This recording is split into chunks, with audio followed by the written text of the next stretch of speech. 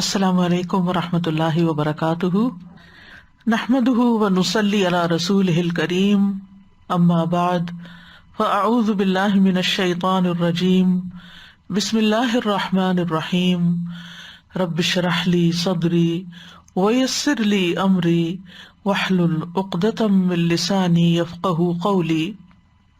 لو أنزلنا هذا القرآن على جبل لرأيته خاشعا متصدعا من خشية الله وتلك الأمثال نضربها للناس لعلهم يتفكرون۔ امثال القرآن کے پروگرام کے سلسلے میں آج ہم کلمہ طیبہ اور کلمہ خبیثہ کی مثال کے بارے میں پڑھیں گے، جو سورۃ ابراہیم کی آیت نمبر 24 اور 25 میں بیان ہوئی ہے۔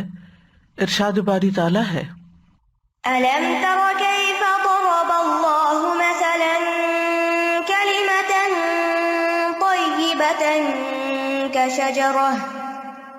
كَشَجَرَةٍ طَيِّبَةٍ أَصْلُهَا ثَابِتٌ وَفَرْعُهَا فِي السَّمَاءِ تُؤْتِي أُكُلَهَا كُلَّ حِينٍ بِإِذْنِ رَبِّهَا وَيَضْرِبُ اللَّهُ الْأَمْثَالَ لِلنَّاسِ لَعَلَّهُمْ يَتَذَكَّرُونَ۔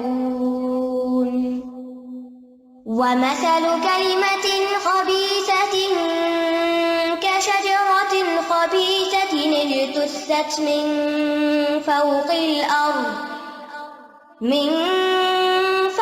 الْأَرْضِ مَا لَهَا مِنْ قَرَارٍ۔ يُثَبِّتُ اللَّهُ الَّذِينَ آمَنُوا بِالْقَوْلِ الثَّابِتِ فِي الْحَيَاةِ الدُّنْيَا وَفِي الْآخِرَةِ وَيُضِلُّ اللَّهُ الظَّالِمِينَ وَيَفْعَلُ اللَّهُ مَا يَشَاءُ۔ کیا آپ نے دیکھا نہیں کہ اللہ کس طرح کلمہ طیبہ کی مثال بیان کرتا ہے، جیسے ایک پاکیزہ درخت ہو جس کی جڑ مضبوط ہے اور اس کی شاخیں آسمان میں ہیں، وہ اپنے رب کے اذن سے ہر آن اپنا پھل دیتا ہے۔ اور اللہ لوگوں کے لیے مثالیں بیان کرتا ہے تاکہ وہ نصیحت پکڑیں۔ اور ناپاک کلمے کی مثال ناپاک درخت کی طرح ہے جسے زمین کے اوپر سے ہی اکھاڑ دیا گیا ہو، اس کے لیے کوئی قرار نہیں ہے۔ اللہ ایمان لانے والوں کو مضبوط بات کے ساتھ دنیا کی زندگی میں بھی ثابت قدم رکھتا ہے اور آخرت میں بھی ثابت قدم رکھے گا، اور اللہ ظالموں کو بھٹکا دیتا ہے، اور اللہ جو چاہتا ہے کرتا ہے۔ یہ مثال سورۃ ابراہیم میں آئی ہے۔ سورۃ ابراہیم میں بدبخت اور سعادت مند لوگوں کی حالت کا نقشہ پیش کیا گیا ہے کہ کچھ لوگ سعید ہوں گے، خوش قسمت ہوں گے، اور کچھ لوگ شقی ہوں گے، بدبخت ہوں گے۔ پھر اس کے بعد یہ مثال بیان کی گئی ہے، اور اس صورت میں بدبختوں کا انجام بھی بتایا گیا، اور اسی طرح خوش بختوں کا بھی۔ خوش نصیب لوگوں کا انجام بیان کرتے ہوئے اللہ تعالیٰ فرماتے ہیں، وَأُدْخِلَ الَّذِينَ آمَنُوا وَعَمِلُوا الصَّالِحَاتِ جنات تجری من تحتها الانہار خالدین فیہا بإذن ربہم تحیتہم فیہا سلام۔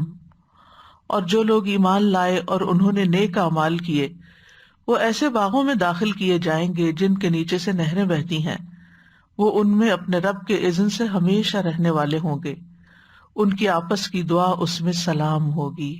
تو جب اللہ سبحانہ وتعالیٰ نے ان خوش نصیب لوگوں کی حالت بیان کی، تو پھر اس کے بعد یعنی یہ آیت نمبر 23 ہے سورۃ ابراہیم کی، تو اگلی آیت میں پھر خوش قسمت لوگوں کی صفات بھی بیان کی گئیں، ان کا طرز زندگی بھی بیان کیا گیا، اور اس کی بنیاد کیا ہے۔ تو اس مثال سے بہت اچھی طرح واضح ہوتی ہے یہ بات، اور اسی طرح بدبخت لوگ کس طرح جیتے ہیں اور کس طرح مرتے ہیں، اور آخرت میں ان کا انجام کیا ہے، اس کی کلمہ خبیثہ کے ساتھ مثال دی گئی ہے۔ تو آئیے الفاظ کی وضاحت کی طرف۔ الم تر کیف ضرب اللہ مثلا، اللہ سبحانہ وتعالیٰ اپنے نبی صلی اللہ علیہ وسلم سے مخاطب ہوتے ہوئے فرما رہے ہیں، الم تر، کیا آپ نے دیکھا نہیں۔ رآ کا لفظی معنی تو ہوتا ہے دیکھنا، لیکن صرف دیکھنا ہی معنی نہیں ہوتا، نظرہ جو ہوتا ہے اس کا معنی بھی دیکھنا ہوتا ہے، جو آنکھوں سے دیکھنا ہوتا ہے۔ اور رآ میں آنکھوں سے دیکھنا بھی، لیکن رؤیت قلبی بھی ہوتی، یعنی دل سے دیکھنا۔ مراد ہے رؤیت علمی، علم کی بنا پہ جاننا۔ تو علم ترا کا معنی علم تعلم بھی کیا جاتا ہے کہ کیا آپ جانتے نہیں کہ اللہ سبحانہ تعالیٰ نے کس طرح مثال بیان کی ہے اور کس چیز کو کس چیز کے ساتھ تشبیہ دی ہے۔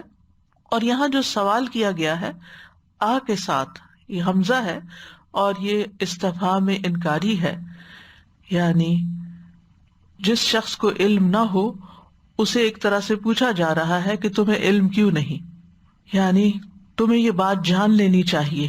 کیا بات؟ کہ کیف ضرب اللہ مثلا، اللہ تعالیٰ کس طرح مثال بیان کرتا ہے۔ ضربہ کا ویسے تو لفظی معنی مارنا ہوتا ہے، لیکن بیان کرنے کے لیے حسب موقع حسب سیاق بھی اس کا معنی بدلتا رہتا ہے۔ اور مثال کا لفظ اس بات کے لیے ہوتا ہے، اس قول کے لیے جس میں ایک چیز کو دوسری چیز سے تشبیہ دی جاتی ہے۔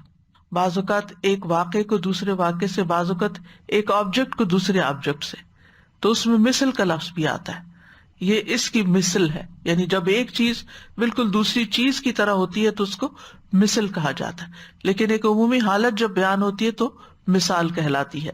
کلمۃ طیبۃ، پاکیزہ کلمہ، پاکیزہ بات، یعنی طیبہ کا لفظی معنی اس کا ہے پاکیزہ، عمدہ، لیکن یہاں اس سے مراد کلمہ توحید ہے، لا الہ الا اللہ، کیونکہ ہر پاکیزہ قول اور ہر پاکیزہ عمل کی بنیاد دراصل کلمہ توحید ہے۔ اور کلمہ طیبہ میں ہر طرح کی پاکیزہ باتیں، اسی طرح اللہ سبحانہ تعالیٰ کا ذکر، جیسے تسبیح ہے، تحمید ہے، تہلیل ہے، یہ ساری چیزیں بھی آ جاتی ہیں کلمہ طیبہ میں۔ اور اسی طرح جتنے بھی اعمال صالح کی اقسام ہیں ان سب کی بنیاد یہی کلمہ ہے، لا الہ الا اللہ، جس سے انسان کا اخلاص ظاہر ہوتا ہے۔ تو اس کی مثال کیسے ہے؟ کشجرۃ طیبۃ، پاکیزہ درخت کی طرح۔ اور یہ درخت کون سا ہے؟ مفسرین نے عمومی طور پر اس سے مراد کھجور کا درخت لیا ہے، کیونکہ اس کا پھل جو ہے وہ عمدہ ہوتا ہے، اس کے شاخیں اور اس کی جڑیں اور اس کی سب چیزوں کے اندر فائدہ ہی فائدہ پایا جاتا ہے۔ تو اس بنا پر اکثر مفسرین کہتے ہیں کہ اس سے مراد کھجور کا درخت ہے، اور اس لیے بھی کہ انہوں نے ابن عمر رضی اللہ عنہ کی مشہور روایت جو صحیح مسلم میں آتی ہے، صحیح بخاری میں بھی آتی ہے، اس سے بھی دلیل پکڑی ہے۔ وہ روایت کچھ یوں ہے کہ ابن عمر سے روایت ہے، وہ کہتے ہیں کہ ایک دن رسول اللہ صلی اللہ علیہ وسلم نے اپنے صحابہ سے فرمایا، مجھے اس درخت کے بارے میں بتاؤ جس کی مثال مومن جیسی ہے۔ تو لوگ جنگلوں کے درختوں میں سے کوئی نہ کوئی درخت بتانے لگے۔ ابن عمر رضی اللہ عنہما نے کہا، اور میرے دل میں یہ بات آئی یا میرے ذہن میں یہ بات ڈالی گئی کہ وہ کھجور کا درخت ہے۔ میں ارادہ کرنے لگا کہ بتا دوں، لیکن وہاں قوم کے بزرگ افراد بھی موجود تھے، تو میں ان کی ہیبت سے متاثر ہو کر بولنے سے رک گیا۔ جب وہ سب خاموش ہو گئے، ہر ایک نے اپنی اپنی رائے دے دی، تو رسول اللہ صلی اللہ علیہ وسلم نے فرمایا وہ کھجور کا درخت ہے۔ تو ان کے دل میں بہت آیا کہ کاش میں ہی بتا دیتا، اور حضرت عمر کو پتا چلا تو انہوں نے کہا کہ اتنا اور اتنا مال مجھے ملتا تو اس سے مجھے اتنی خوشی نہ ہوتی جتنا تمہارے اس جواب دینے سے۔ تو اس سے مفسرین نے پھر عمومی طور پر شجرۃ طیبہ سے مراد کھجور کا درخت لیا ہے، ورنہ کچھ آراء یہ بھی ہیں کہ اس سے مراد جنت کا درخت ہے، یعنی ابن عباس کی روایت اس سلسلے میں آتی ہے۔ ایک قول یہ بھی ہے کہ یہ ہر وہ درخت ہے جو پھل دیتا ہے، جیسے کھجور، انجیر، انگور، انار وغیرہ وغیرہ۔ ابن عباس سے ایک روایت اور بھی ہے کہ اس سے مراد جوز ہندی ہے، یعنی ہندوستان کے بادام کا درخت، اور درخت سے مراد کون ہے؟ ابن عباس کہتے ہیں کہ اس سے مراد مومن ہے، شجرہ طیبہ سے مراد مومن ہے، اور مومن کلمہ طیبہ کی گواہی دیتا ہے. یعنی کلمہ طیبہ ایک بیج کی طرح ہے جو مومن کے دل میں جب ڈالا جاتا ہے تو وہ ایسے ہی ہے جیسے کھجور کا بیج پاکیزہ زمین، عمدہ زمین کے اندر ڈالا جائے تو اس سے عمدہ درخت نکلے. تو اسی طرح کلمہ طیبہ سے ایمان بھی مراد لیا گیا ہے. تو جب انسان لا الہ الا اللہ پڑھتا ہے تو دراصل وہ ایمان لا رہا ہوتا ہے. اور شجرہ طیبہ پھر کیا ہوا؟ جس کے اندر یہ ایمان آیا، یعنی شجرہ طیبہ سے مراد پھر مومن ہوا. یعنی جب ایمان مومن کے اندر آئے تو اس کے بعد اس سے جو پھل پھول آئیں وہ اس کے اعمال صالح ہوں، اس کے اندر بہترین اخلاق ہو، اچھی عبادات ہوں، اور وہ تمام چیزیں پیدا ہوں جو ایک عمدہ درخت کے ساتھ ہوتی ہیں. اصلها ثابت، اس کی جڑ، اس کی بنیاد مضبوط ہے، پکی ہے، ثابت ہے. یعنی اس کی جڑ زمین کی تہہ کے اندر چلی گئی ہے، اور اس کے اندر تک جانے کی وجہ سے اس کا تنا انتہائی مضبوط ہے، جس کی وجہ سے وہ آندھیوں طوفانوں کے سامنے کھڑا رہتا ہے، قائم رہتا ہے. یعنی جتنی بھی مخالفتیں آتی ہیں وہ اس کی اصل کو نہیں ہلا سکتی. تو اصلها ثابت، یعنی یہ وہ کلمہ جس کا مومن کا دل اقرار کر لیتا ہے، اس کو قبول کر لیتا ہے، تو پھر وہ اس کے دل کے اندر جڑ پکڑ لیتا ہے، مضبوط ہو جاتا ہے. یعنی کلمہ توحید جو ہے یہ مومن کے دل کے اندر راسخ ہو جاتا ہے، اور جب یہ راسخ ہوتا ہے تو پھر اس کی وجہ سے جو درخت ہے وہ بھی بہت عمدہ ہوتا ہے. اور جتنا جتنا یہ راسخ ہوتا ہے، یعنی یہ ایمان جتنا مضبوط ہوتا ہے تو اتنا ہی اس انسان کا عمل بھی بہترین ہوتا ہے.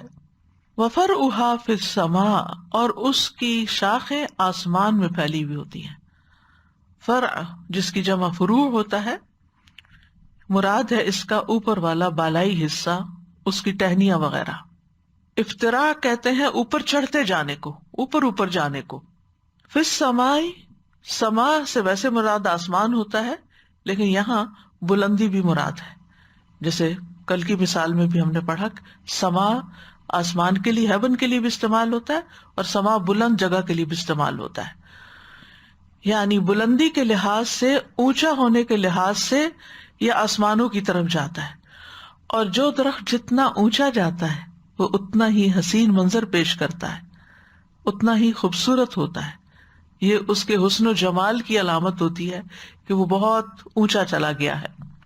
اور پھر آپ دیکھیے کہ جو عمدہ درخت ہوتا ہے اس کی شان بھی یہی ہوتی ہے کہ اس کی جڑیں مضبوط ہوں، وہ زمین سے بھی اپنی غذا حاصل کرے اور پھر فضا سے بھی اپنی غذا حاصل کرے.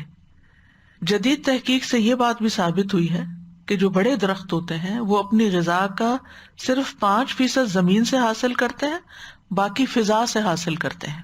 کیونکہ آپ دیکھیے کہ زمین کے نیچے گندگی، پولوشن اور بہت ساری چیزیں ایسی ہوتی ہیں کہ جو درختوں کو متاثر کرتی ہیں. آگے ہم کلمہ خبیثہ کی مثال پڑھیں گے کہ جو زمین پہ پھیلا ہوا ہے، جھاڑ جھنکار ہے. تو آپ نے دیکھا ہوگا کبھی سڑک کے کنارے سفر کرتے ہوئے کہ جو اونچے درخت ہوتے ہیں وہ پھر سرسبز نظر آتے ہیں، اور جو نیچے ہوتے ہیں بیکار قسم کے ہوتے ہیں، جو گرد و غبار ہوتا ہے وہ سارا ان کے اوپر پڑا ہوا ہوتا ہے. بعض اوقات ان کی شکل تک نظر نہیں آتی کہ یہ کس چیز کا پودا ہے. تو جو پودا بلند ہوتا ہے، جو درخت بلند ہوتا ہے، فرعها فی السماء ہوتا ہے، جو وہ اتنا ہی خوبصورت ہوتا ہے. اور فرعها فی السماء سے یہاں مراد مومن کے نیک اعمال ہیں، اور مومن کے نیک اعمال آسمانوں کی طرف اٹھتے ہیں کلمہ توحید کی بدولت. جیسے قرآن مجید کی سورۃ فاطر میں آتا ہے، الیہ یصعد الکلم الطیب والعمل الصالح یرفعہ، اسی کی طرف ہر پاکیزہ بات چڑھتی ہے اور نیک عمل اسے بلند کرتا ہے. یعنی مومن کو بلندیاں نیک اعمال کی وجہ سے ملتی ہیں. یعنی جب مومن کے دل کے اندر اللہ کی معرفت راسخ ہوتی ہے، وہ اس کی تصدیق کرتا ہے، اس کلمے کے ساتھ ہی کلام کرتا ہے اور اس کے مطابق ہی عمل کرتا ہے، تو پھر یہ سارے اس کے اعمال اوپر چڑھ جاتے ہیں، قبولیت اختیار کرتے ہیں. یعنی اخلاص کی وجہ سے اعمال صالح اللہ سبحانہ تعالیٰ تک پہنچتے ہیں. اور یہ بھی کہا گیا ہے کہ اصلھا ثابت، اگر اخلاص ہے تو فرعھا فی السماء سے مراد اللہ کی خشیت ہے، یعنی جتنا جتنا جس کے اندر اخلاص ہوتا ہے اتنا زیادہ اس کا اللہ کے ساتھ تعلق ہوتا ہے، اور پھر وہ اتنا ہی زیادہ اللہ سے ڈرتا بھی ہے. اور اخلاص کی بدولت انسان کو ثابت قدمی بھی ملتی ہے.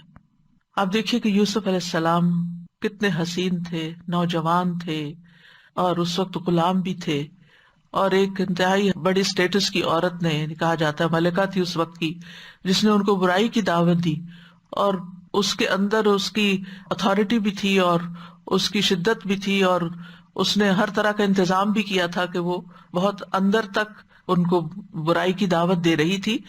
لیکن اللہ سبحانہ تعالیٰ نے ان کو بچا لیا. لولا ان رآ برہان ربی، تو یہ برہان کیا تھی؟ ان کا اخلاص تھا، یہ ان کی توحید تھی، یہ اللہ کی خشیت تھی کہ جس کی وجہ سے انہوں نے اس کا انکار کر دیا.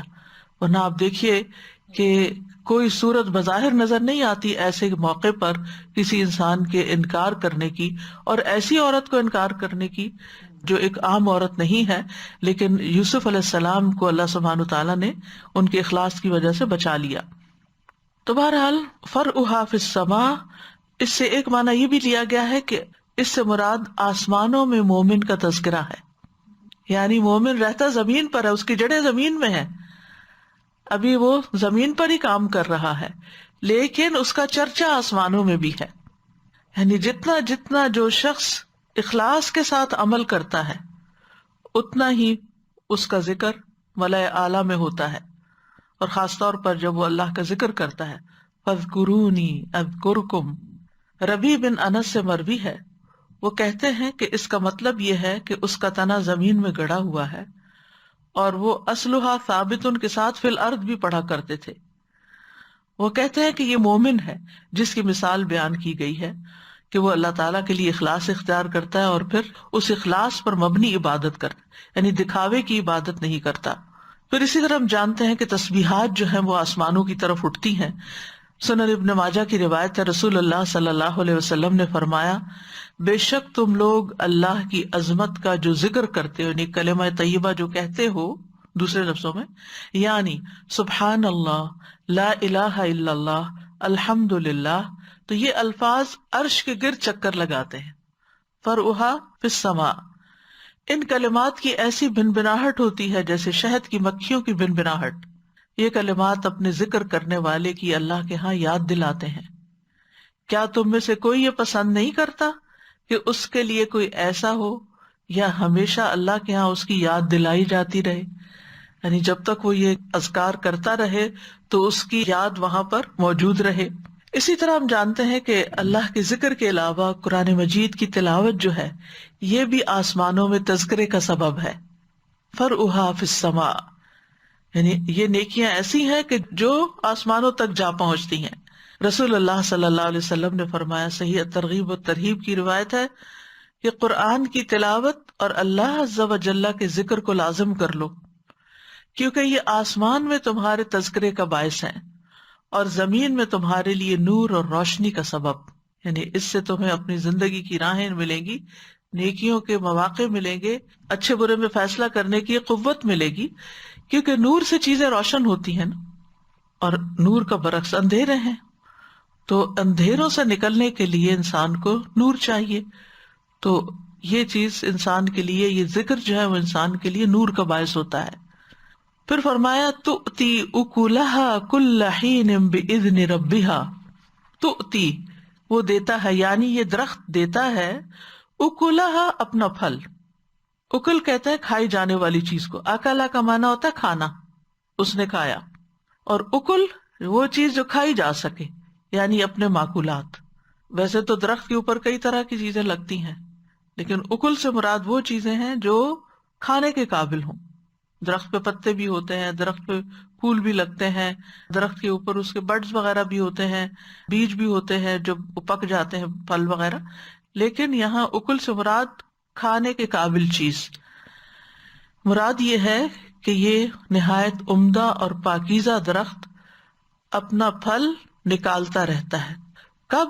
کل حین، ہر وقت، کل حین کے کئی معنی کیے گئے. حین عربی زبان میں وقت کو کہتے ہیں. مجاہد اور اکرمہ کہتے ہیں حین سے مراد پورا سال ہے، کیونکہ کھجور کا درخت سارا سال پھل دیتا ہے، یعنی مختلف شکلوں میں. کبھی شگوفے ہوتے ہیں، کبھی کچی کھجور ہوتی ہے، کبھی پکی ہوتی ہے، رطب ہوتے ہیں. سعید بن جبیر کہتے ہیں کہ اس سے مراد خوشہ نکالنے سے لے کر پھلوں کو توڑنے تک یہ 6 مہینے مراد ہیں کل حین سے. اور ایک اور قول، تیسرا معنی یہ بھی کیا گیا کہ اس سے مراد صبح اور شام ہے. ایک قول یہ بھی ہے ہر ماہ، ایک اور قول ہے ہر 2 ماہ بعد، ایک قول ہے ہر 7 ماہ بعد. تو بات یہ ہے کہ کھجور کی مختلف قسمیں ہوتی ہیں، جس میں کچی کھجوریں بھی ہوتی ہیں، تمر بھی ہوتی ہے، رطب بھی ہوتی ہیں. تو کھجور کے پھل کو مرحلہ وار استعمال کیا جاتا ہے، ہر سٹیج پر اس کا پھل استعمال ہوتا ہے مختلف چیزوں کے اندر. یعنی اس کا گودا، کچی کھجور، نیم پختہ کھجور، تازہ پکی ہوئی کھجور اور مکمل پکی ہوئی کھجور، اور پھر اترنے کے بعد اس کو جب خشک کر کے چھوارے بنا لیا جاتا ہے تو وہ کھجور. تو اس میں یہ ہے کہ کل حین، ہر حال میں فائدہ مند ہے، ہر زمان میں فائدہ مند ہے. لیکن کیا ہے؟ بِإِذْنِ رَبِّهَا، اپنے رب کے اذن کے ساتھ، یعنی اللہ کی مشیت کے ساتھ، جو کہ اس درخت کا خالق ہے. کہنے کا مطلب یہ ہے کہ کوئی درخت اپنے آپ سے سب کچھ نہیں کرتا، بلکہ اللہ کے اذن ہوتا ہے، توفیق ہوتی ہے تو کرتا ہے. تو چونکہ مومن اس درخت کی طرح ہے نا، تو پھر مومن بھی اللہ کے اذن سے ہی، اللہ کی دی ہوئی توفیق سے نیک عمل کرتا ہے. اور یہاں مراد کیا ہے کہ مومن اپنے ثمرات اعمال صالح کی شکل میں دیتا ہے، جو شجرہ طیبہ کی شکل میں ظاہر ہوتے ہیں، اور پھر وہ ہر حال میں اچھے کام کرتا ہے، چاہے بات ہو، چاہے عمل ہو، چاہے عبادت ہو، چاہے اخلاق ہو، وہ جہاں بھی ہو، دن ہو، رات ہو، صبح ہو، شام ہو، سمر ہو، ونٹر ہو، اسپرنگ ہو، بچہ ہو، بوڑھا ہو، جوان ہو، غم میں ہو، خوشی میں ہو، اس کے زبان سے خیر کے کلمات ہی نکلتے ہیں، اس سے اچھے کام ہی سرزد ہوتے ہیں، اس سے صرف خیر کی توقع ہوتی ہے. مومن سے دن رات نیک اعمال صادر ہوتے ہیں، ہر وقت پھل ملتے ہیں، اس سے آپ کو اس سے فائدہ ہی پہنچتا ہے. جیسے پچھلی مثال میں ہم نے پڑھا تھا نا، وَأَمَّا مَا يَنْفَعُ النَّاسَ فَيَمْكُثُ فِي الْأَرْضِ، جو چیز لوگوں کو فائدہ دیتی ہے وہ زمین میں قرار پکڑ جاتی ہے. تو اسی طرح اس درخت کو بھی قرار ہے، کیونکہ یہ فائدہ مند درخت ہے. جو بیکار درخت ہوتے ہیں، لوگ ویڈز وغیرہ، گھاس وغیرہ اور اس طرح کی چیز اکھاڑ کے ان کو پرے پھینک دیتے ہیں، لیکن ایسے درختوں کو پریزرو کرتے ہیں. اور اسی طرح یہ بھی آپ دیکھیے کہ مومن کے جو اچھے اعمال ہیں، ایک تو یہ کہ وہ منقطع نہیں ہوتے، ہر حال میں اچھا کام کرتا ہے، اور اس کے اعمال صالح بھی دن رات کی گھڑیوں میں آسمانوں کی طرف اٹھائے جاتے ہیں. اسی طرح اس کے اچھے اعمال کا سلسلہ کبھی منقطع نہیں ہوتا، مرنے کے بعد بھی نہیں ہوتا. رسول اللہ صلی اللہ علیہ وسلم نے فرمایا، مرنے کے بعد انسان کے اعمال کا سلسلہ منقطع ہو جاتا ہے سوائے 3 چیزوں کے، جن کا ثواب میت کو پہنچتا رہتا ہے. نمبر 1 صدقہ جاریہ، نمبر 2 لوگوں کو فائدہ دینے والا علم، نمبر 3 نیک اولاد جو میت کے لیے دعائیں کرتی ہے. تو جس مومن کے اندر جتنا اخلاص ہوگا، اس اخلاص کے ساتھ جو صدقہ کرے گا، خیر کے کاموں میں کرے گا، علم حاصل کرے گا، علم پھیلائے گا، اپنی اولاد کی اچھی تربیت کرے گا، تو یہ ساری چیزیں اس کے لیے مرنے کے بعد صدقہ جاریہ بن جائے گی. تؤتی اکولہا کل حین باذن ربہا، یعنی زندہ ہے تب بھی فائدہ مند ہے، مر گیا تب بھی اس سے لوگ انسپائر ہوتے رہتے ہیں، اور اس کے اچھے اعمال کا سلسلہ جاری رہتا ہے. اسی طرح مومن جو ہے صحت کی حالت میں اچھے کام کرتا ہے تو اس کا بھی اس کو ثواب ملتا ہے.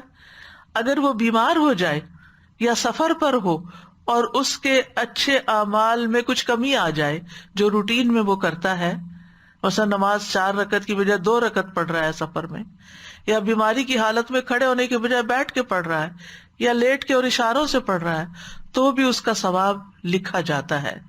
نبی صلی اللہ علیہ وسلم نے فرمایا، جب بندہ بیمار ہوتا ہے یا سفر کرتا ہے تو اس کے لیے ان تمام عبادات کا ثواب لکھا جاتا ہے جنہیں وہ اقامت یعنی اپنے گھر میں یا صحت کے وقت کیا کرتا تھا.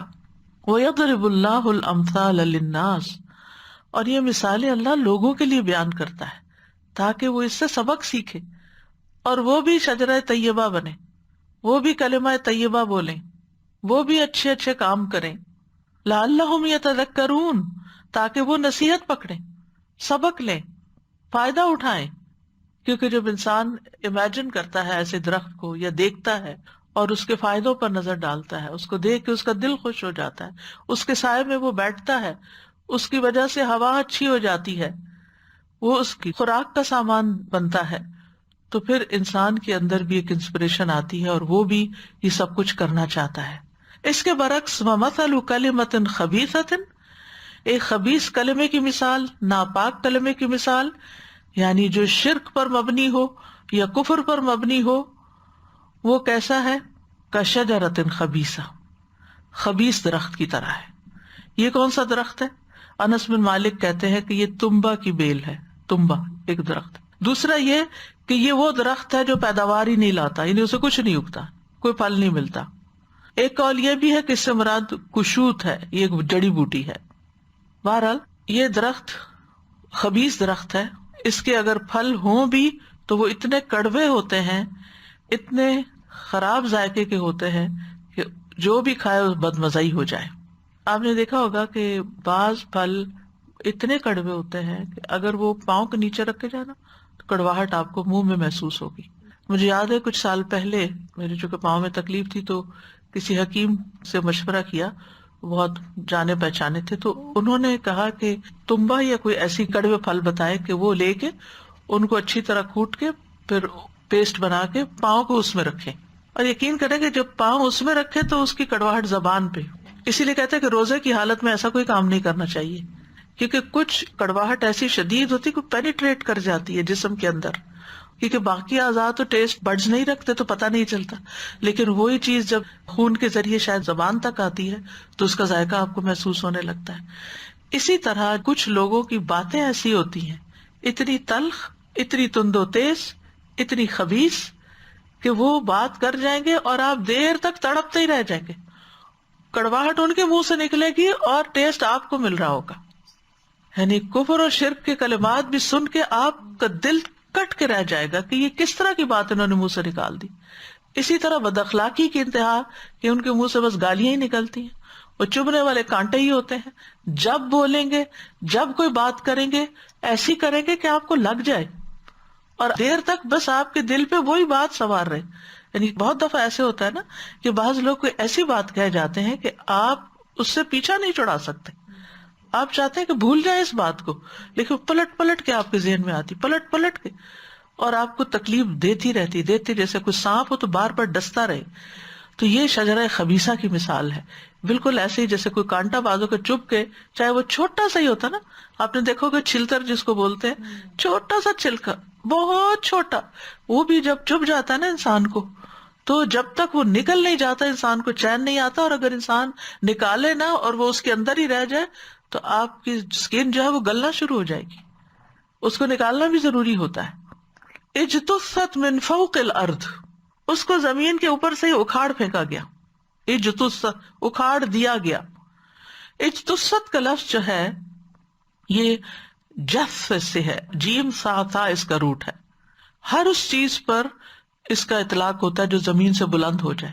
اسی سے انسان کا جثہ بھی ہوتا ہے، جسم بھی ہوتا ہے. جثہ، جسم جو ہوتا ہے وہ زندہ انسان کا ہوتا ہے، اور جثہ جو ہے وہ مردہ لاش کو جثہ کہتے ہیں عربی میں، یعنی اس کی روح نکل گئی. تو یہ کلمہ خبیثہ ایسا پودا ہوتا ہے جس کی جڑیں انتہائی کمزور ہوتی ہیں اور اوپر اوپر ہوتا ہے. چونکہ تکلیف دیتا ہے تو لوگ اس کو فوراً نکال نکال کے پھینکتے چلے جاتے، اس کو ٹکنے نہیں دیتے. یعنی کوئی اپنے گارڈن میں ایسی چیز نہیں لگائے گا اور کوئی اپنے راستے میں ایسی چیز نہیں رہنے دے گا. ما لہا من قرار، اس کو کوئی قرار ہے ہی نہیں، یعنی اس پودے کو ثبات ہی نہیں، اس پودے کی رگیں ہی نہیں جو اس کو سہارا دے سکے، نہ کوئی اچھا پھل لاتا ہے، اور اگر لائے بھی تو انتہائی بد ذائقہ اور کڑوا. یہی مثال ایک خبیث انسان کی ہے. شرک کرنے والے یا کفر کرنے والے یا بد اخلاق اور بد زبان اور کلمہ خبیثہ بولنے والے کی کہ اس کے اندر کوئی خیر و بھلائی نہیں، نہ اس کے اعمال آسمان کی طرف بلند ہوتے ہیں اور نہ اس کا کوئی عمل قبول کیا جاتا ہے، اور یہ سب سے بدترین چیز ہے جو زمین پر پائی جاتی ہے، جو لوگوں کو تکلیف دیتی ہے۔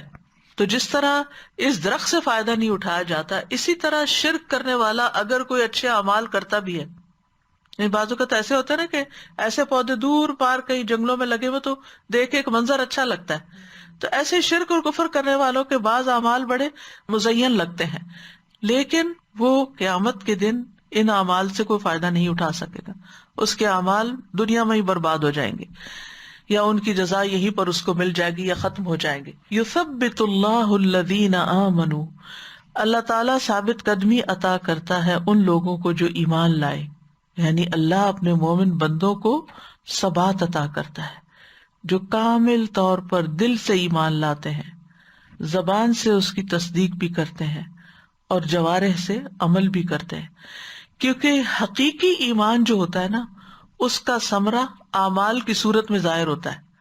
یہ ہو نہیں سکتا کہ جس کا ایمان سچا ہو، خالص ہو، اچھا ہو، پھر اس کی گفتگو اچھی نہ ہو، پھر اس کے معاملات اچھے نہ ہو، پھر اس کے تعلقات اچھے نہ ہو، اس کی عبادات اچھی نہ ہو، یہ نہیں ہو سکتا۔ تو اللہ ثابت قدمی عطا کرتا ہے ایمان والوں کو کس چیز کے ساتھ؟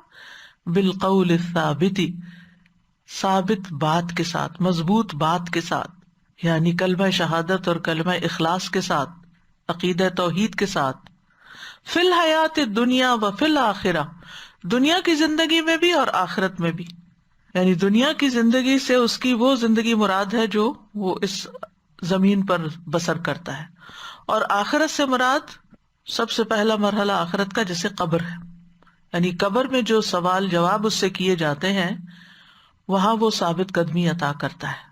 دنیا میں اللہ تعالیٰ اہل ایمان کو سخت سے سخت آزمائشوں میں اسلام پہ قائم رکھتا ہے، جیسے فرعون کی بیٹی کی مشاطہ تھی، اس کی جو ہیئر ڈریسر تھی، کہ جب اس کے ہاتھ سے کنگھی گری اور اس نے بسم اللہ پڑھ کے اٹھائی تو وہ فرعون کی بیٹی بولی کہ کیا یہ میرے باپ کا نام لیا تم نے؟ کہا کہ نہیں، جس نے آسمان و زمین کو پیدا کیا سب۔ تو اس بنا پر اس کو مار ڈالا گیا۔ تو اس کی خوشبو جنت میں آ رہی تھی جب نبی صلی اللہ علیہ وسلم نے معراج کی۔ اسی طرح اصحاب الاخدود کو آپ دیکھ لیجیے، آگ کے گڑھوں میں انہیں گرایا گیا، النار ذات الوقود اذ هم علیہا قعود۔ پھر ان انبیاء اور شہداء کو دیکھ لیجیے جو اللہ کے راستے میں قتل ہوئے، یعنی جان دے دی انہوں نے، اپنی بات سے نہیں ہٹے، اسلام کا دامن نہیں چھوڑا۔ ابراہیم علیہ السلام کو دیکھ لیجیے، کس طرح اللہ تعالیٰ نے ان کو ثابت قدمی عطا کی، آگ میں پھینکے گئے پھر بھی وہ اپنی بات سے باز نہیں آئے۔ اسی طرح نبی صلی اللہ علیہ وسلم پر کتنی آزمائشیں آئیں، صحابہ کرام پر، حضرت بلال کی کہانی آپ کو معلوم، حضرت عمار، حضرت یاسر، حضرت خباب بن ارت، سمیہ، خبیب، ان پہ آنے والی تنگیاں اور مصیبتیں، ان سب میں وہ ثابت قدم رہے اور خاتمہ بالخیر ہوا۔ ایسے ہی لوگ قبر میں منکر نکیر کے سوالات کے جوابات بھی صحیح طریقے سے دے پائیں گے۔ اللہ تعالیٰ ان کو وہاں بھی اس کلمے کی برکت سے ثابت قدمی عطا کرے گا۔ صحیح بخاری میں آتا ہے، رسول اللہ صلی اللہ علیہ وسلم نے فرمایا، مسلمان سے جب قبر میں سوال کیا جاتا ہے تو وہ شہادت دیتا ہے کہ اللہ کے سوا کوئی معبود برحق نہیں اور محمد صلی اللہ علیہ وسلم اللہ کے رسول ہیں۔ اور اس ارشاد باریک تعالیٰ کا بھی یہی مفہوم ہے، یثبت اللہ الذین آمنوا بالقول الثابت فی الحیات الدنیا وفی الآخرہ۔ اسی طرح قبر کے 3 سوال کتاب جو ہے اس میں وہ بہت ساری احادیث لکھی گئی ہیں کہ انسان جب فوت ہوتا ہے تو قبر میں جب سوال کیے جاتے ہیں تو مومن کیا جواب دیتا ہے کہ میں اس بات کی گواہی دیتا ہوں کہ اللہ کے سوا کوئی معبود نہیں، اور یہ کہ محمد صلی اللہ علیہ وسلم اس کے بندے اور رسول ہیں۔ یہ سن کے فرشتہ کہتا ہے تم نے سچ کہا، اور پھر جو نہیں جواب دے سکتا اس پہ سزا ہوتی ہے، اور جو صحیح جواب دیتا ہے اس کے لیے جنت کا دروازہ کھول دیا جاتا ہے اور جہنم بھی دکھائی جاتی ہے بہرحال اس کو۔ تو کہنے کا مطلب یہ ہے کہ اس ساری تفصیلی حدیث کے بعد جو سلسلہ صحیحہ میں آتی ہے، نبی صلی اللہ علیہ وسلم نے فرمایا اللہ ایمان والوں کو کلمہ توحید پر ثابت قدم رکھتا ہے۔ حضرت عائشہ سے بھی روایت ہے، وہ عرض کرتی ہیں اللہ کے رسول صلی اللہ علیہ وسلم، یہ امت اپنی قبروں میں آزمائی جائے گی، تو میرا کیا حال ہوگا، میں تو بہت کمزور عورت ہوں. آپ نے فرمایا اللہ تعالیٰ ان لوگوں کو جو ایمان لائے ہیں قول ثابت کے ساتھ دنیا کی زندگی میں اور آخرت میں ثابت قدم رکھتا ہے. یعنی جو دنیا میں ثابت قدم رہ گیا وہ انشاءاللہ خبر میں بھی ثابت قدم رہے گا. اس کے برعکس وَيُضِلُّ اللَّهُ الظَّالِمِينَ، ظالموں کو اللہ بھٹکا دیتا ہے، گمراہ کر دیتا ہے. یعنی دنیا میں بھی وہ اپنی گمراہی میں بھٹکتے رہتے ہیں، بڑھتے چلے جاتے ہیں، ان کو مہلت ملی رہتی ہے اور وہ بھٹک رہے ہوتے ہیں.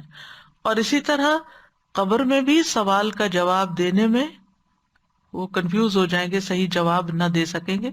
منافق کیا کہے گا، کافر کیا کہے گا، ہاں لا ادری، یا منافق کہے گا وہ لوگ جو کہتے تھے میں بھی وہی کہتا تھا، کیونکہ اس نے دل سے اس کو قبول نہیں کیا تھا. وَيَفْعَلُ اللَّهُ مَا يَشَاءُ، اور اللہ کرتا ہے جو وہ چاہتا ہے. یعنی اہل ایمان کو ثابت قدم رکھنا، ظالموں کو ہدایت سے محروم رکھنا، یہ اللہ کی مرضی پر منحصر ہے. وہ چاہتا تو سب انسانوں کو ہدایت پہ مجبور کر دیتا.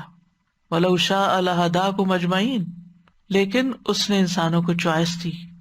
مَنْ شَاءَ فَلْيُؤْمِنْ وَمَنْ شَاءَ فَلْيَكْفُرْ. اب جو جدھر جانا چاہتا ہے اللہ تعالیٰ اس کے لیے وہی راستہ آسان کر دیتے ہیں.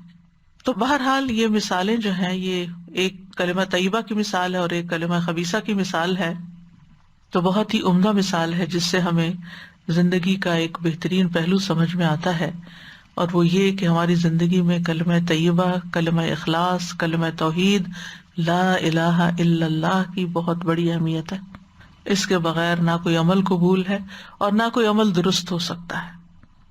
تو ہمیں سب سے زیادہ اس بنیاد پر ورک کرنے کی ضرورت ہے کہ ہم اللہ سبحانہ تعالی کے مقام کو پہچانیں، لا الہ الا اللہ کا معنی جانیں، اور پھر اس کے مطابق اپنی نیتوں کو بھی درست کریں کہ ہر کام اللہ کے لیے کریں، اپنی زبان کو بھی درست کریں، زبان سے وہ بات نکالیں جو اللہ تعالیٰ کو پسند ہو، اخلاق اور رویہ بھی وہ اختیار کریں جو اللہ تعالیٰ کو پسند ہو، عبادات بھی ویسی کریں جیسی سنت میں ہے اور جو اللہ تعالیٰ کو راضی کر دیں. تو مومن جو ہے ایسے درخت کی طرح ہے جس میں خیر ہی خیر ہے. اس کے برعکس اگر ایمان درست نہیں ہوتا، کامل نہیں ہوتا، ناقص ہوتا ہے، تو انسان کے اندر سے خیر کی بجائے شر نکلتا ہے، کیونکہ اس کی نیت بھی درست نہیں ہوتی. اس کے اگر کچھ اچھے کام ہوتے بھی ہیں تو دنیاوی فائدے کے لیے، ریاکاری کی خاطر، شہرت اور دکھاوے کی خاطر ہوتے ہیں. اور اسی طرح زبان کا استعمال احتیاط کے ساتھ نہیں کرتا. اسی طرح عبادات اگر کفر ہے تو کرتا ہی نہیں، اور اگر نفاق ہے تو کرتا بھی ہے تو مارے بندے کی. اللہ کے راہ میں خرچ کرتا ہے تو ناپسندیدگی کے ساتھ، نماز پڑھتا ہے تو سستی کے ساتھ. تو اس کے اعمال میں کوئی ثابت قدمی نہیں ہوتی. کبھی کام کر لیا، کبھی چھوڑ دیا، کبھی دل آیا تو کچھ کر لیا، موڈ نہیں بنا، مرضی نہیں ہوئی تو کوئی نہ کیا.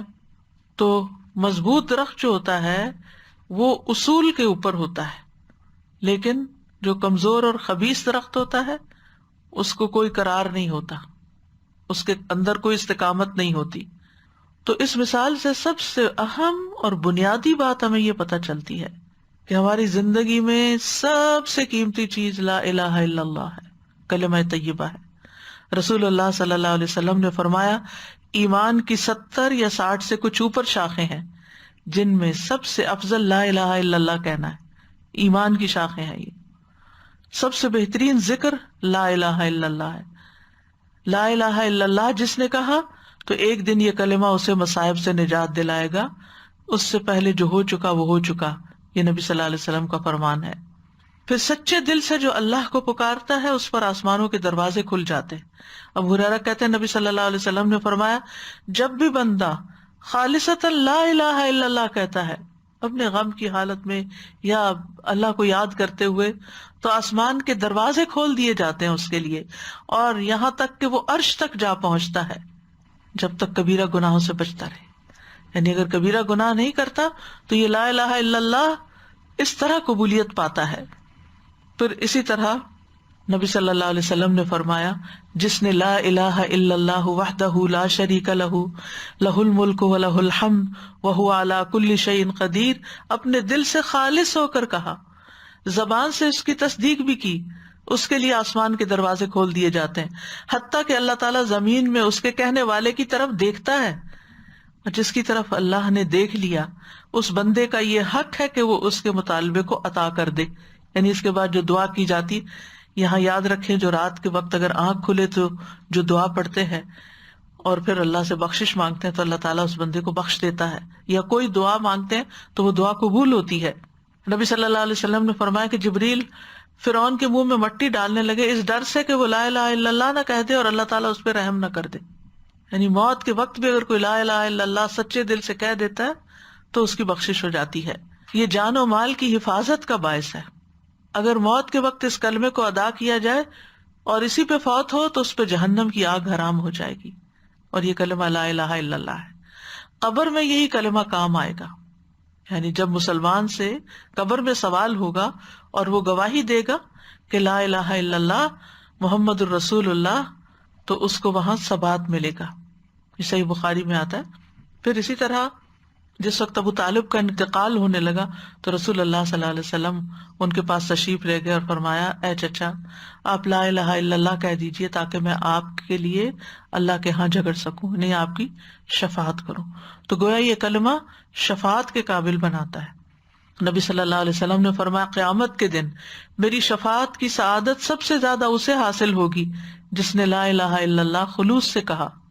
قیامت کے دن آسمان و زمین اور ان کے درمیان جو چیزیں ہیں سب کو ترازو کے ایک پلڑے میں رکھ دیا جائے گا اور دوسرے پلڑے میں لا الہ الا اللہ، تو دوسرا پلڑا جھک جائے گا۔ پھر اسی طرح اس کلمے کی وجہ سے لوگ آگ سے نکالے بھی جائیں گے، یعنی بالآخر یہ جنت میں لے جانے والا کلمہ ہوگا۔ اور اگر کوئی اخلاص کے ساتھ کرے اور اس کے تقاضوں پر عمل بھی کرے تو یہ کلمہ آگ پر حرام کرنے والا ہے۔ اسی طرح کلمہ طیبہ کو اگر ہم دوسرے معنی میں لیں کہ اچھی بات، تو الکلمۃ الطیبۃ صدقہ، اچھی بات صدقہ ہے۔ قرآن مجید میں آتا ہے وَقُلْ لِعِبَادِي يَقُولُوا الَّتِي هِيَ أَحْسَنُ إِنَّ الشَّيْطَانَ يَنزَغُ بَيْنَهُمْ إِنَّ الشَّيْطَانَ كَانَ لِلْإِنسَانِ عَدُوًّا مُبِينًا۔ میرے بندوں سے کہہ دیجئے وہ بات کہیں جو سب سے اچھی ہو، بے شک شیطان ان کے درمیان جھگڑا ڈالتا ہے، بے شک شیطان ہمیشہ سے انسان کا کھلا دشمن ہے۔ تو کلام جو ہے، قول جو ہے، اگر عمدہ ہو تو صدقہ ہے۔ تو گویا یہ کوئی معمولی چیز نہیں، اچھی باتیں کر کر کے ہم ہر وقت صدقہ کر سکتے ہیں، لیکن ہم اس کا احساس ہی نہیں کرتے، اس کا خیال ہی نہیں کرتے، کبھی بولتے ہوئے سوچتے ہی نہیں کہ ہم جو بات بول رہے ہیں یہ بھی صدقہ شمار ہوگی۔ ایک اچھی بات انسان کو آگ سے بچا سکتی ہے۔ رسول اللہ صلی اللہ علیہ وسلم نے فرمایا جہنم سے بچو خواہ کھجور کا ایک ٹکڑا ہی صدقہ کر کے، اور اگر وہ بھی نہ ملے تو اچھی بات کر کے، کسی کا دل خوش کر کے، کسی کو اچھے سے رسپانس کر کے۔ پھر اسی طرح اچھی بات، ایمان والی بات، نیکی کی بات جنت میں داخلے کا باعث ہے، اللہ کی خوشنودی کا باعث ہے، درجات کی بلندی کا باعث ہے۔ رسول اللہ صلی اللہ علیہ وسلم نے فرمایا کوئی شخص اللہ کو راضی کرنے والی ایک بات کرتا ہے اور وہ نہیں سمجھتا کہ اس کا اثر وہاں تک ہوگا جہاں تک وہ ہو جاتا ہے، اس ایک بات کی وجہ سے اللہ اس کے لیے اپنی ملاقات کے دن تک اپنی رضامندی لکھ لیتا ہے۔ کلمۃ طیبہ، تو یہاں مثل کلمۃ طیبہ کشجرۃ طیبہ اصلھا ثابت وفرعھا فی السماء، ایسی قبولیت اور ایسی ثبات اس کو کہ وہ قیامت تک لکھا گیا، جڑ پکڑ گیا۔ اور اسی طرح اگر بری بات زبان سے نکالتا ہے جس کو وہ کوئی اہمیت نہیں دیتا تو اس کی وجہ سے جہنم کی کھائیوں میں جا گرے گا۔ نبی صلی اللہ علیہ وسلم نے فرمایا بندہ اللہ کی رضامندی کی ایک بات زبان سے نکالتا ہے جس کو وہ اہم نہیں سمجھتا، مگر اس کی وجہ سے اللہ تعالیٰ اس کے درجات بلند کر دیتا ہے۔ وہ اعمال جو درجات کو بلند کرتے ہیں، اچھا کلام ہے، سلام کو عام کرنا ہے، جو بخشش کو واجب کر دیتے ہیں، کھانا کھلانا ہے، سلامتی کے ساتھ جنت میں لے جانے کا باعث ہے۔ آپ نے فرمایا سلام پھیلاؤ، اچھی گفتگو کرو، صلہ رحمی کرو، رات کو جب لوگ سو رہے ہو تم قیام کرو، سلامتی کے ساتھ جنت میں داخل ہو جاؤ گے۔ عمدہ بالا خانے ہیں اس شخص کے لیے جو اچھی بات کرے اور اسی طرح بے شک بندہ ایک ایسا کلمہ زبان سے نکالتا ہے جو اللہ کی ناراضگی کا باعث ہوتا ہے، جسے وہ کوئی اہمیت نہیں دیتا، لیکن اس کی وجہ سے وہ جہنم میں گرا دیا جاتا ہے۔ تیسرا فائدہ ان مثالوں سے جو ہمیں ملتا ہے کہ کلمہ طیبہ کی مثال پاکیزہ درخت کی طرح ہے، اور پاکیزہ درخت کی صفات کیا ہوتی ہیں؟ منظر بھی اچھا، پھل بھی اچھا، فائدہ بھی بے شمار، اور پھر اس سے جو بیج نکلتے ہیں عمدہ، وہ مزید اور پودے اس سے نکل آتے ہیں اور درخت نکل آتے ہیں۔ اور چونکہ کھجور کا درخت سب سے عمدہ قرار پایا تو اس کا کوئی ایسا حصہ نہیں جو بیکار جاتا ہو، ہر حصے سے فائدہ اٹھایا جاتا ہے، اس کی شاخ، چھال، پتے، اس کی جڑیں، یعنی مختلف چیزوں میں استعمال ہوتی ہیں سب چیزیں، یعنی انتہائی بابرکت، عمدہ اور پاکیزہ درخت ہے۔ اور پھر چونکہ جڑیں اس کی زمین میں مضبوط ہوتی ہیں، تو جب تیز و تند ہوائیں بھی چلتی ہیں، حالات مخالف بھی ہوتے ہیں، تو بھی وہ اپنی بات پہ، اپنی توحید پہ، اپنے رب کے ساتھ جو اس کے کمٹمنٹ ہے اس پر وہ جمع رہتا ہے۔ باطل کے جھگڑے اور بگولے اور یہ ساری چیزیں اس کو اکھاڑ نہیں سکتی، جلا نہیں سکتی۔ اور تیسری بات یہ کہ اس کی شاخیں بہت بلند ہوتی ہیں، کلمۃ اللہ ہی العلیٰ۔ پھر یہ کہ اپنے پھل ہمیشہ دیتا رہتا ہے، دل میں جڑ پکڑ لیتا ہے، اور جتنا کلمہ مضبوط ہوگا اتنا ہی پھل زیادہ اچھا آئے گا۔ اور پھر یہ ہے کہ اس درخت کو ہرا بھرا رکھنے میں پانی کا بھی اہم کردار ہوتا ہے، خصوصاً جب درخت لگ رہا ہوتا ہے۔ تو اس سے یہ بات بھی پتہ چلتی ہے کہ ایک اچھا مومن جو ہوتا ہے وہ علم کا پانی مسلسل لیتا رہتا ہے تاکہ اس کی جڑیں مضبوط رہیں اور اس کے اعمال خوبصورت رہیں۔ پھر اسی طرح درخت کو صفائی ستھرائی کی بھی ضرورت ہوتی ہے، کانٹ چھانٹ کی ضرورت ہوتی ہے۔ اسی طرح مومن جو ہے اس کو بھی تربیت اور تزکیہ کی ضرورت ہوتی ہے، جس کے لیے اس کو ایسی مجالس میں، ایسے استادوں کے پاس حاضر ہونے کی ضرورت ہوتی ہے جو اس کے لیے یہ کام کر سکے۔ جیسے گارڈن کو گارڈنر کی ضرورت ہوتی ہے، تو اسی طرح مومن کو بھی ایک مربی کی ضرورت ہوتی ہے، کیونکہ فوق کل ذی علم علیم، ہر علم والے کے اوپر ایک علم والا ہوتا ہے، اور ہر علم والے کو اپنی اصلاح کی بھی ضرورت ہوتی ہے۔ پھر اسی طرح یہ ہے کہ صرف پانی ہی کافی نہیں ہوتا، اس کو ملاوٹ سے پاک کرنا بھی ضروری ہوتا ہے، کیونکہ اگر پولوٹڈ پانی ہے تو وہ درخت کو جلا کے بھی رکھ سکتا ہے۔ تو اسی طرح اگر علم جو ہے وہ خالص علم نہیں ہے، سچی بات نہیں ہے، درخت کو نقصان بھی ہو سکتا ہے۔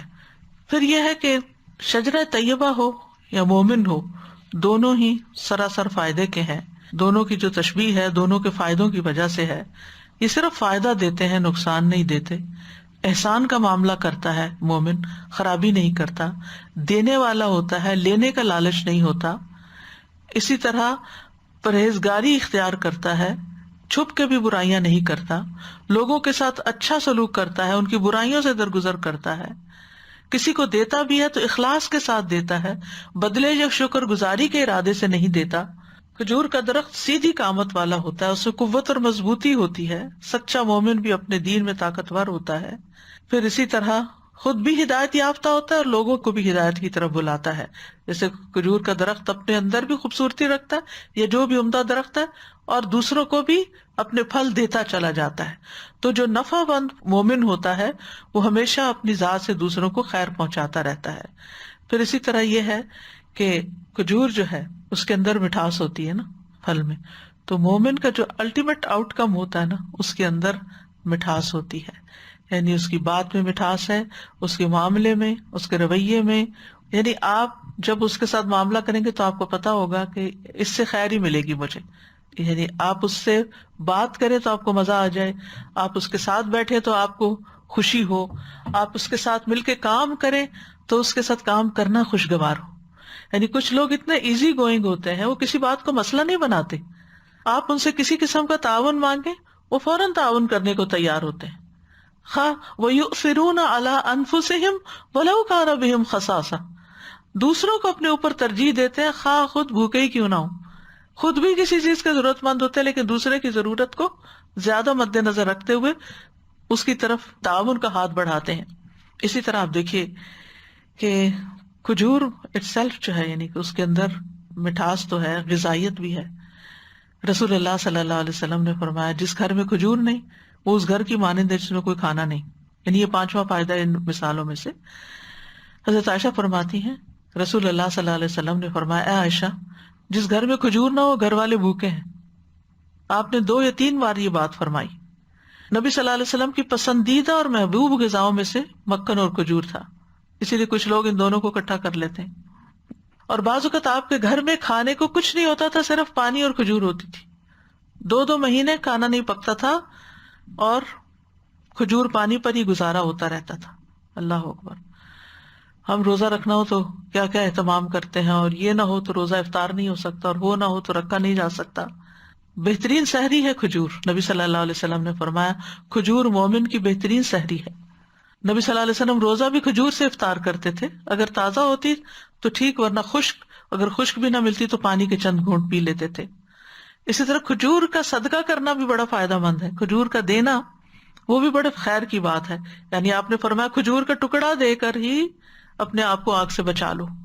یعنی اور چیز کی بھی مثال ہو سکتی تھی، لیکن خاص طور پر کھجور کی مثال آپ نے دی. پھر اللہ تعالیٰ ایک کھجور کو بڑھا کر احد پہاڑ جتنا کر دیتا ہے. جیسے حلال کمائی میں سے اگر کوئی شخص ایک کھجور کے برابر صدقہ کرتا ہے اور اللہ تعالیٰ صرف پاکیزہ چیزوں کو قبول کرتا ہے تو اللہ تعالیٰ اسے اپنے داہنے ہاتھ سے قبول کرتا ہے، پھر اس کو اس صدقہ دینے والے کے لیے بڑھاتا ہے، ایسے ہی جیسے کوئی اپنے گھوڑے کے بچے کو پال کے بڑھاتا ہے، یہاں تک کہ وہ صدقہ پہاڑ برابر ہو جاتا ہے. ایک کھجور. یہاں بھی کھجور کی مثال دی گئی. چھٹا فائدہ جو ان آیات سے ہمیں ملتا ہے وہ یہ کہ ایمان پر ثابت قدمی دینے والے کچھ اسباب ہوتے ہیں. یعنی اگر ہم چاہتے ہیں کہ ہم لا الہ الا اللہ کہنے کے بعد جم جائیں اور ہمارے اعمال بہترین ہو جائیں تو پھر ہمیں کچھ کام کرنے ہوں گے. نمبر 1، قرآن کے ساتھ مضبوط تعلق، کیونکہ مسلسل تعلق جو ہے اس سے لنثبت بہ فؤادک، دل کو جماؤ ملتا ہے. دوسری بات، دین پر مضبوطی سے قائم رہنا. اللہ کے احکامات، قرآن کی تعلیم پر اگر انسان چلتا جائے تو پھر اشد تثبیتا ہو جاتا ہے. سورۃ النساء میں آتا ہے اگر وہ واقعی اس پہ عمل کرتے جو انہیں نصیحت کی جاتی ہے تو یہ ان کے لیے بہتر اور زیادہ ثابت قدم رکھنے والا ہوتا. تیسری چیز ہے دعا.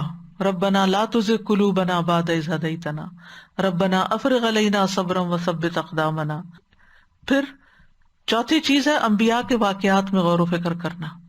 سورۃ ہود میں آتا ہے وَكُلًّا نَقُصُّ عَلَيْكَ مِنْ أَنبَاءِ الرُّسُلِ مَا نُثَبِّتُ بِهِ فُؤَادَكَ.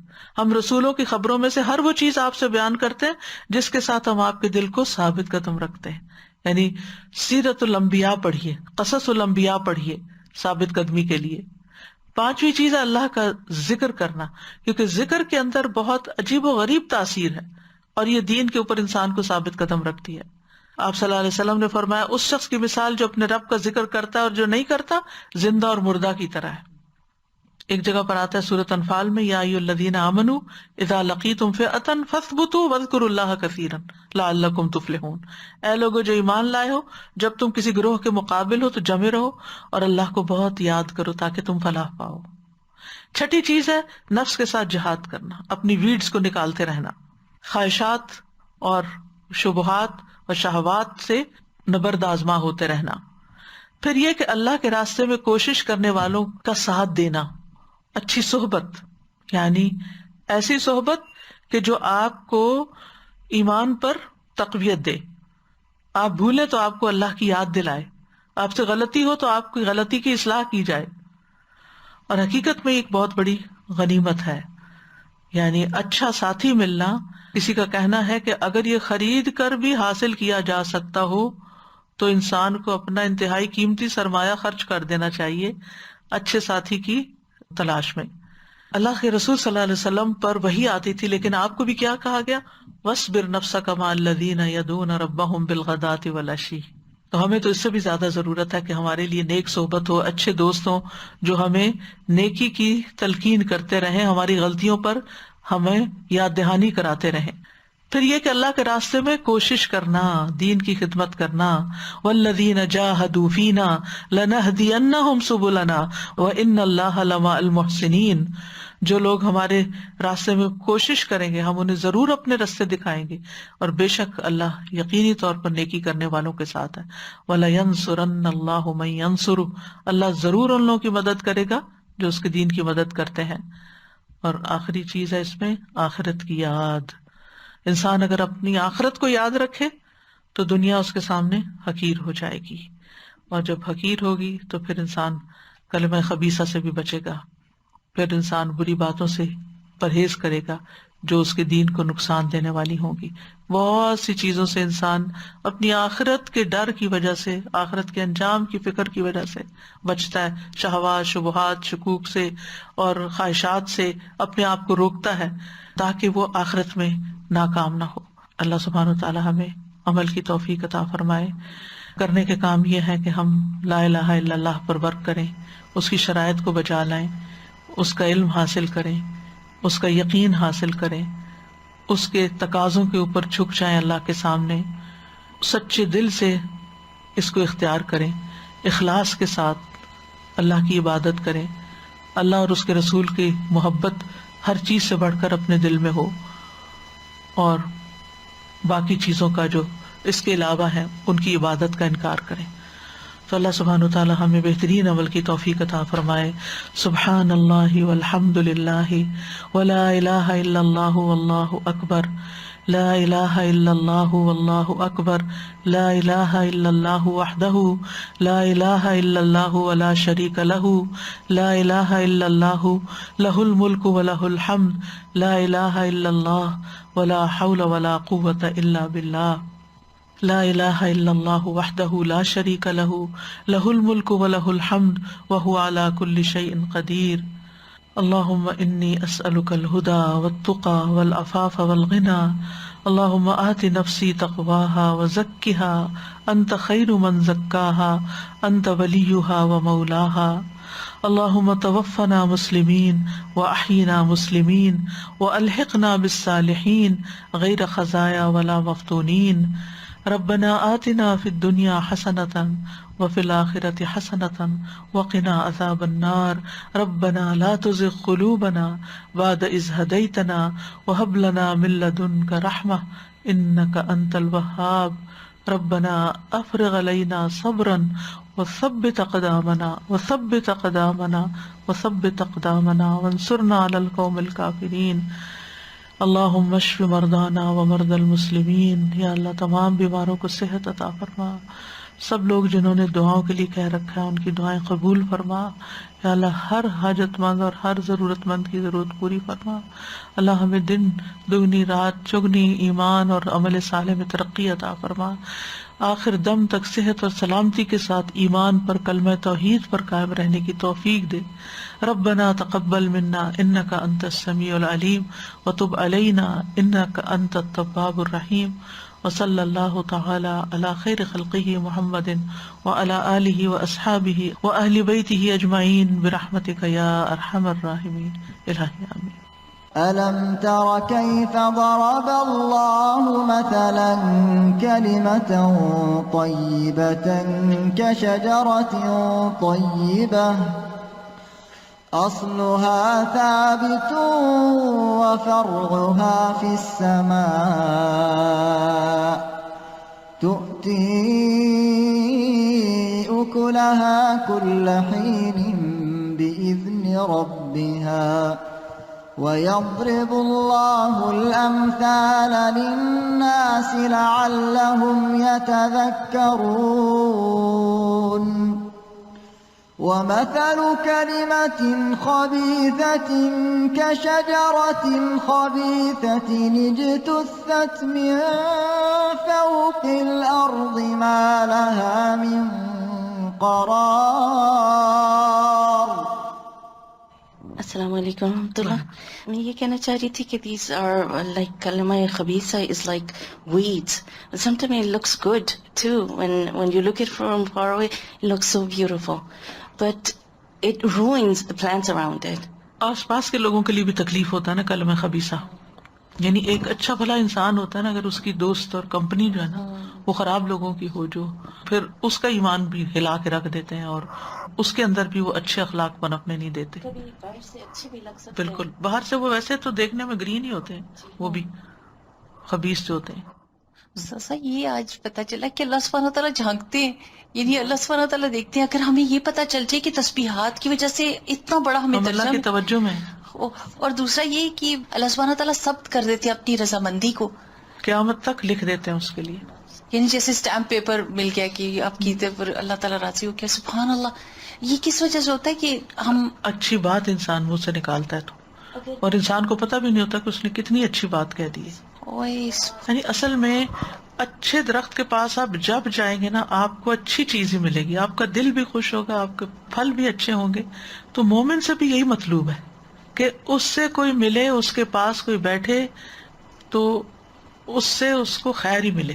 زبان کھولے تو خیر ملے، ہاتھ اٹھائے تو خیر ملے، ہر چیز سے خیر ملے. تو ایک مادی پھل ہے اور ایک اخلاقی پھل ہے. سویٹ ہو. استاذہ جی یہ جو بات ہے نا کہ جڑیں مضبوط ہوتی ہیں اور جھاڑ جھنکار، تو اتنی آسانی، جیسے آپ بیج بوئے نا تو بیج کو نکلنے میں 8-10 دن لگیں گے، لیکن وہ جھاڑ بیج جھنکار جلدی نکل آتے. وہ ارد گرد اس کو روئن کرنے کے لیے آپ کو ڈھونڈنا پڑے گا کہ اصلی پودا کہاں ہے. وہ آتے ہیں اور فٹافٹ نکل کے اور روئن کر دیتے ہیں. تو اسی طرح علم کی پختگی بھی پھر ایسے ہی ہے نا کہ جیسے آپ تھوڑی محنت کریں اور اس پہ جمے رہیں، استقامت کریں، ورنہ یہ تھوڑے تھوڑے بالکل. ادھر ادھر چلے گئے. تو سر یہ جو لا الہ الا اللہ کا کلمہ ہے، اس میں یعنی ہم کو یہ سوچنا چاہیے کہ ہم کس کس کی نفی کر رہے ہیں. یعنی فیشن کی نفی کر رہے ہیں، اپنی نفس کی نفی کر رہے ہیں، میرے جو خواہشات کی نفی ہو رہی ہے، شبہات کی نفی ہو رہی ہے.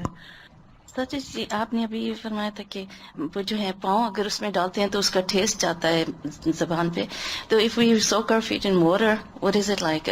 Can we do that? میرا خیال ہے اس کا اتنا اثر نہیں ہوگا. Okay, thank you. جزاک اللہ خیر.